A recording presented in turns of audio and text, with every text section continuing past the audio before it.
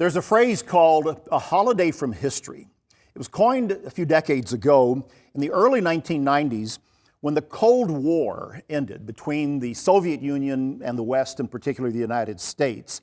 The world entered into what some called a holiday from history. In other words, the big battles had been won. From this point forward, we would glide into a period of prosperity and global peace and unity and institutions working together to end war and to create better conditions for all of mankind. It was thought that world conflicts would come to an end and a benign global world order would emerge. Guess what?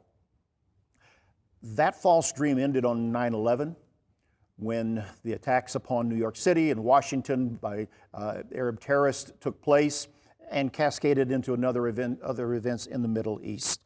And that holiday from history was all over. In other words, as some have said about this, the world doesn't get a holiday from history.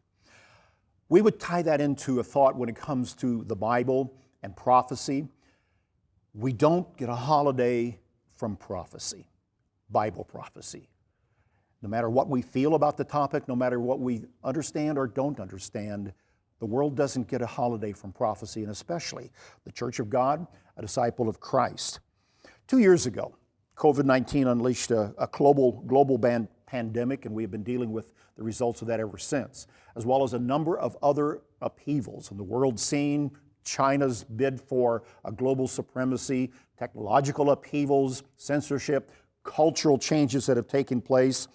The historic role of America among the nations has changed as well. And we are seeing a great deal of activity. And as I've talked again recently, Russia is on the verge of invading the nation of Ukraine, which is huge, bigger than what most people do realize. It could change Europe's balance of relationships, something that has existed there since 1945, at the end of World War II. In other words, the European map would be redrawn. Just as we don't get a holiday from history, we don't get a holiday from prophecy.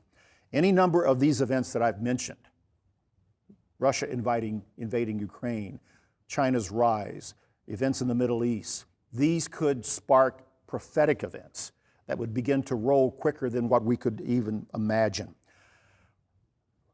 A nation invades another, thousands, tens of thousands of people die because of greed and evil human nature run rampant, translated into national policy, and people die.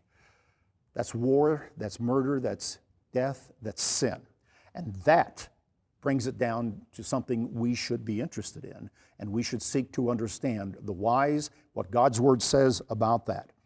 Any Christian who does follow the Bible and the teachings of Jesus is well familiar with the question that the disciples put to Jesus in Matthew chapter 24, what is called the Olivet prophecy. When as they looked upon the mount, they sat on the Mount of Olives and looked upon the scene of Jerusalem and the temple, and the disciples asked Jesus, "What will be the signs of your coming and of the end of the age?" And he began to unroll a prophetic scenario in chapter 24 of extreme importance. It ties in even with the book of Revelation. But at the very start of that sermon, Jesus said, "You will hear of wars and rumors of wars. See that you're not troubled. For all these things must come to pass, but the end is not yet. Nation will rise against nation, and kingdom against kingdom, and there will be famines, pestilences, and earthquakes in various places. All of these are the beginning of sorrows." That's Matthew 24, verses 6 through 8. Jesus had a lot to say in that prophecy about the condition of mankind. Wars and rumors of wars, that's been the condition of humanity from the very beginning. But Christ said it would increase in the period, in the run-up to the close of the age. And one of the signs to be watching to understand. We don't get a holiday from history in the world affairs, nor do we as students of the Bible, as disciples of Christ, get a holiday from prophecy. That's BT Daily. Join us next time.